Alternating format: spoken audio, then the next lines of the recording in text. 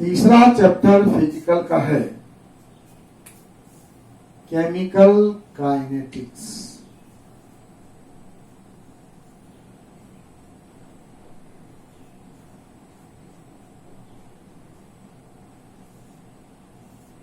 Chemical kinetics, दो word है इसमें, एक केमिकल, दूसरा काइनेटिक्स। केमिकल तो आप समझते ही हैं, chemical means of chemistry. Kinetics means science of motion. Kinetics means science of motion. जहां हम किसी मूविंग ऑब्जेक्ट के बारे में पढ़ते हैं उसे ही हम काइनेटिक्स कहते हैं। तो यहां पर मूविंग तो कुछ नहीं है। फिर हम केमिकल काइनेटिक्स में क्या पढ़ेंगे? हम केमिकल काइनेटिक्स में पढ़ेंगे रिएक्शन के मूवमेंट को, रिएक्शन के स्पीड को, इस रिएक्शन के रेट को, और उस रेट से हम निकालेंगे रिएक्शन का मैकेनिज्म, जो बहुत इंपॉर्टेंट है केमिस्ट्री के डेवलपमेंट के लिए। We must know mechanism of each and every reaction. What mechanism means? Mechanism means the path through which a reaction is carried out. जिस पाथ से कोई रिएक्शन होता है उस पाथ का ज्ञान मैकेनिज्म कहलाता है। So chemical kinetics is that branch of chemistry. Chemical kinetics is that branch of chemistry which deals with rate and mechanism of a chemical reaction. Chemical kinetics is that branch of chemistry which deals with rate and mechanism of a chemical reaction. किसी chemical reaction का rate क्या है, वह किस rate से होता है, और उसका मैकेनिज्म क्या है, कैसे होता है वो, उसका पाथ क्या है, इसका जहां हम स्टडी करते हैं उसे ही केमिकल काइनेटिक्स कहते हैं। Chemical kinetics is the branch of chemistry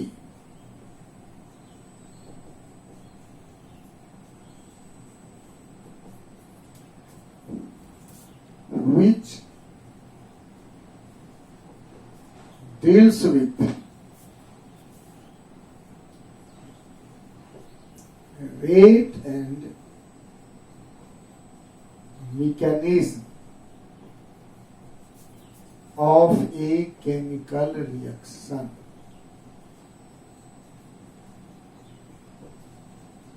chemical reaction का rate and mechanism, chemical reaction का रेट और मैकेनिज्म का जो स्टडी कराता है उसे हम केमिकल काइनेटिक्स कहते हैं। संयोग से क्लास 12 में हम मैकेनिज्म के बारे में नहीं पढ़ेंगे, थोड़ा ही जानेंगे। आगे ज्यादा जब पढ़ते हैं या ऑर्गेनिक केमिस्ट्री में आएंगे तो वहां मैकेनिज्म पढ़ेंगे, लेकिन मैकेनिज्म पढ़ेंगे। मैकेनिज्म निकालते कैसे हैं यहाँ पर ये है। हम लोग ऑर्गेनिक केमिस्ट्री में रिएक्शन का मैकेनिज्म पढ़ते हैं, ये मैकेनिज्म है, ऐसे होता है, लेकिन वो मैकेनिज्म कैसे निकाले इसकी पढ़ाई केमिकल काइनेटिक्स में होती है। मैं 11th क्लास में ही कहा था कि फिजिकल केमिस्ट्री में हम केमिकल चेंजेस के सारे प्रिंसिपल्स को पढ़ते हैं, तो मैकेनिज्म के पीछे जो प्रिंसिपल है, थ्योरी है, वो केमिकल काइनेटिक्स में ही पढ़ते हैं, लेकिन वो हायर क्लास में पढ़ेंगे। प्लस 2 में हम सिर्फ रेट के बारे में पढ़ेंगे। तो दो पार्ट हुआ, रेट ऑफ रिएक्शन और मैकेनिज्म ऑफ रिएक्शन। तो we are here concern with rate of reaction. हम लोग यहाँ पर रेट ऑफ रिएक्शन के बारे में पढ़ेंगे। रेट ऑफ रिएक्शन, रेट तो आप समझते ही हो। रेट, आप मार्केट में जाते हो, पूछो पोटैटो क्या रेट है, आलू क्या रेट है, बोलेगा 20 रुपए किलो। 20 रुपये किलो मतलब 1 केजी पोटैटो का प्राइस 20 रुपीज है ना। Yes sir. यही रेट हुआ यूनिट में। रेट मतलब यूनिट। तो यूनिट टाइम में जितना रिएक्शन होता है उसे हम कहते हैं रेट ऑफ रिएक्शन। अब यूनिट टाइम में कितना रिएक्शन होता है इसका मतलब क्या हुआ? तो देखिए, जब रिएक्शन होगा तो कोई रिएक्टेंट रहेगा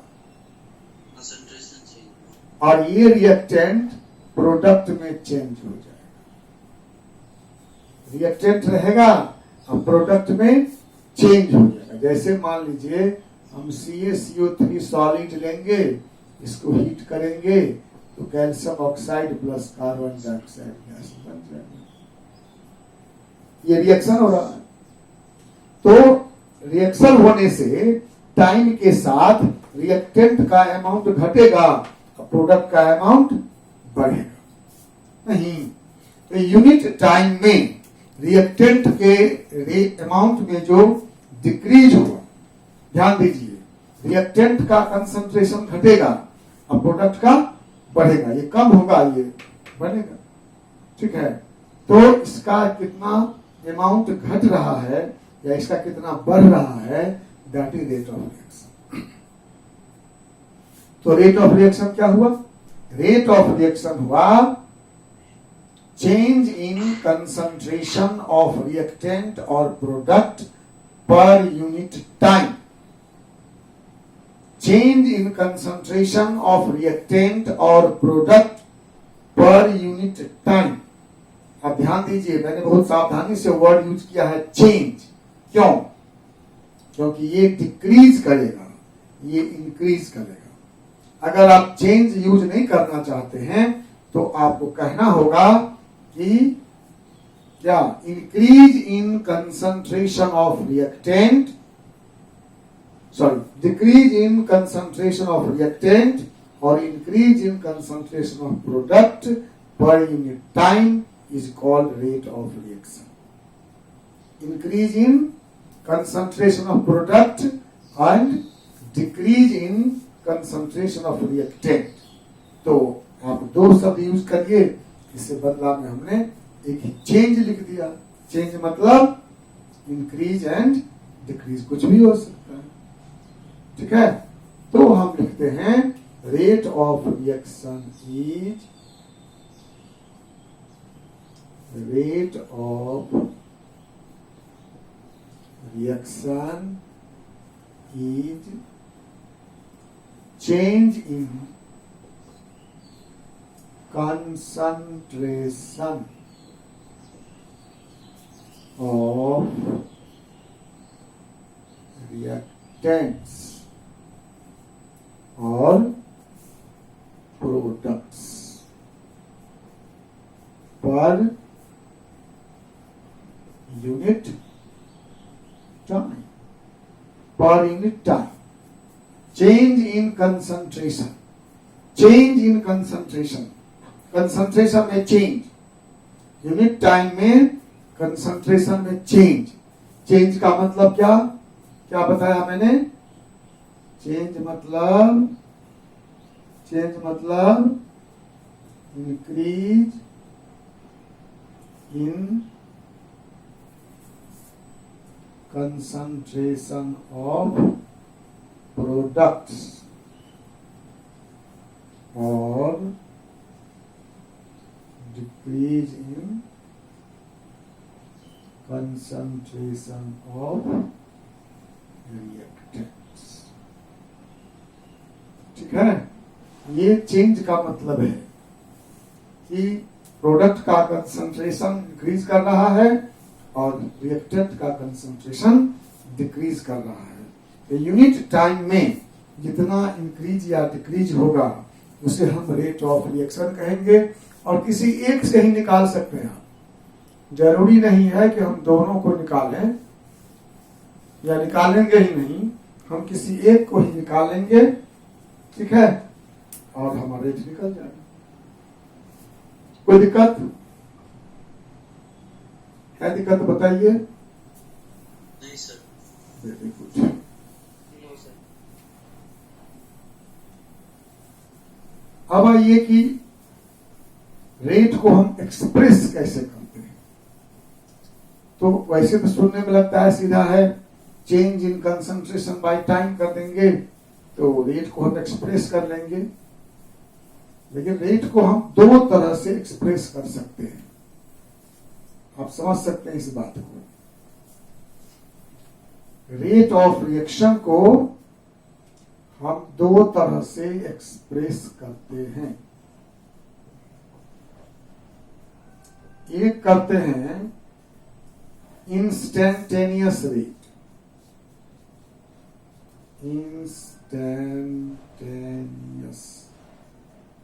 रेट, और दूसरा करते हैं average rate.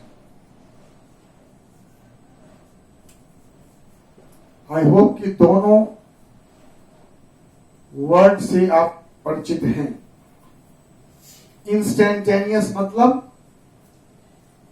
At the moment, उसी समय, अभी जो कुछ हो रहा है उसे हम इंस्टेंटेनियस कहते हैं। और एवरेज मतलब over a long range of time. जैसे आप घर से निकलते हो साइकिल से या बाइक से चलते हो, तो तुम दरभंगा से मुजफ्फरपुर पहुंचे 2 घंटे में।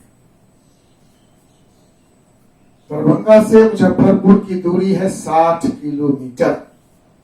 तुम 2 घंटा में पहुंचे, तुम क्या बोलोगे कि एवरेज 30 किलोमीटर पर आवर के रेट से हमारी गाड़ी चली है।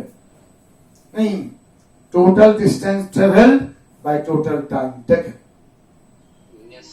लेकिन आप सोचिए, आप यात्रा करते हैं, क्या ये संभव है कि आप कांस्टेंट स्पीड से चलते हैं? आप घर से निकलते हैं साइकिल से कहीं स्कूल जाने के लिए, तो कांस्टेंट स्पीड से चलते हैं क्या? नहीं, आपका स्पीड चेंज होता है। अगर रोड फ्री है तो आप कुछ स्पीड बढ़ा देते हैं, अगर रोड में भीड़ है तो आपका स्पीड ऑटोमेटिकली कम होता है।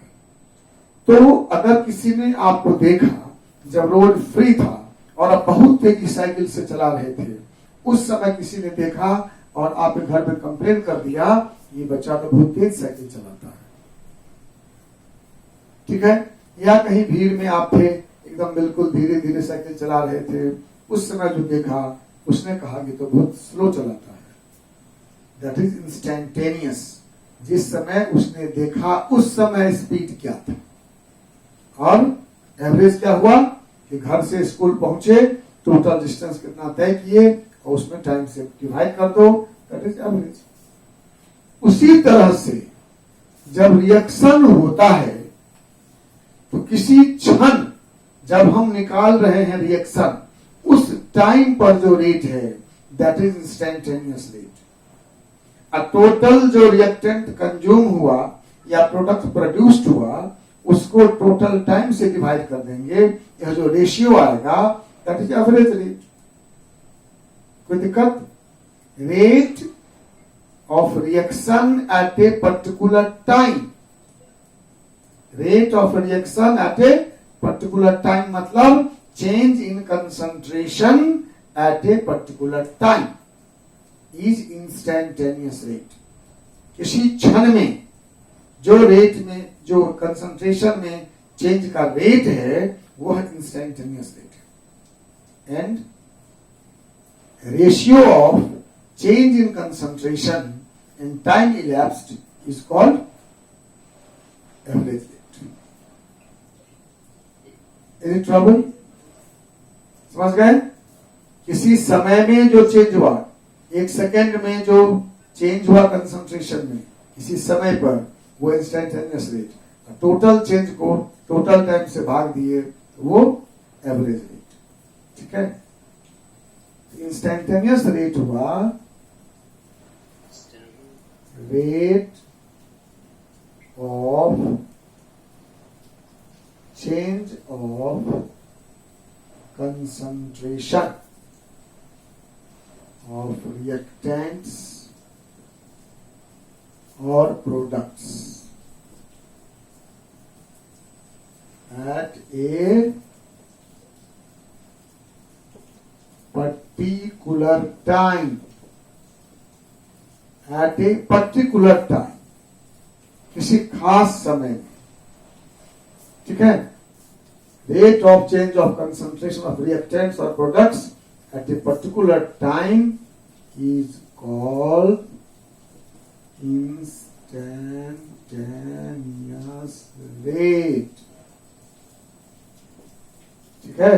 इस रेट को हम लोग RI लिखते हैं. RI मतलब रेट इंस्टेंटेनियस, या कुछ लोग INS लिखते हैं, रेट इंस्टेंटेनियस. और ये होता है dC/dt, या कुछ लोग लिखते हैं dx/dt. dC/dt. रिएक्टेंट के लिए माइनस लिखेंगे, प्रोडक्ट के लिए प्लस लिखेंगे, वहां हम बाद में आएंगे. Rate instantaneous is dC/dt. What is dC? dC is a small change in concentration. Very small change in concentration. Infinitely small. And what is dt? dt is small time. A small time. 1 second का भी fraction, 1 second का भी fraction, वो हुआ dt. और ऐसे ही rate निकालते हैं लोग. सर वो dx क्या लिखते हैं, ऐसा भी वो लिखे हैं. समटाइम्स यू विल फील कभी कहीं लिखा हुआ dx/dt, वैसे dC/dt. मतलब एक ही चीज है. हाँ लिखेंगे अपना स्टाइल, कुछ भी आप dA/dt लिखो, क्या अंतर पड़ता है. और लिखने का. हाँ, ठीक है. हम कंसंट्रेशन कारण से C लिख दिए हैं, अप्रोप्रिएट हुआ. Where dC is infinitely a small change in concentration. Understood है कि reactants और products. और dt क्या हुआ? Infinitely a small time. ये भी क्वेश्चन है, why infinitely small? हम इनफाइनाइटली स्मॉल टाइम या इनफाइनाइटली स्मॉल कंसंट्रेशन क्यों लेते हैं? इसलिए रेट ऑफ रिएक्शन टाइम के साथ चेंज करता है, घटता रहता है, बढ़ता रहता है. तो अगर हम बड़ा सा टाइम लेंगे, उतनी देर में रेट कई बार चेंज हो जाएगा. हम इतना छोटा टाइम लेते हैं, इतना छोटा टाइम लेते हैं जिसमें रेट ऑफ रिएक्शन चेंज नहीं हुआ होगा. हम ये मानकर चलते हैं कि अभी इतने छोटे समय में रेट कांस्टेंट होगा, उतना छोटा. जैसे मान लीजिए रेट ऑफ रिएक्शन पर मिनट बदलता, 1 मिनट पर रेट ऑफ रिएक्शन बदल जाएगा. हम सेकंड में निकाल लेंगे. हम सेकंड में अगर निकालेंगे तो 60 बार जब निकालेंगे तब ना मिनट होगा, तब रेट बदल जाएगा, तब तो कांस्टेंट रहेगा. अगर रेट 1 सेकंड बदलता है तो 1 सेकंड के 100वें भाग में निकाल लेंगे. ठीक है. So dc is infinitely small change in concentration and dt is infinitely small time. अनंत छोटा कंसंट्रेशन में चेंज और अनंत छोटा समय. क्यों अनंत छोटा? कितना छोटा? जितना में रेट ऑफ रिएक्शन को हम कांस्टेंट मान सकते हैं. ठीक है. टाइम और concentration should be so small that rate of reaction is assumed to be constant. आपसे पूछ सकता है कोई कि why rate of reaction is calculated in infinitely small time. आप क्या जवाब दोगे? It is assumed that in that infinitely small time, rate of reaction was constant. ठीक है. ये मानते हैं उतने समय में रेट ऑफ रिएक्शन चेंज नहीं हुआ होगा. Okay, any question? चलो अब हम आते हैं एवरेज रेट। ये तो आप समझ ही गए हैं, कोई प्रॉब्लम नहीं है। एवरेज मतलब एवरेज जानते ही आप लोग। एवरेज रेट है ratio of total change in concentration by total time taken. Average rate of reaction, RKN मतलब रिएक्शन का short form, is the ratio of total change in concentration, CONCN, ये भी full was short form of concentration, and time taken for the change.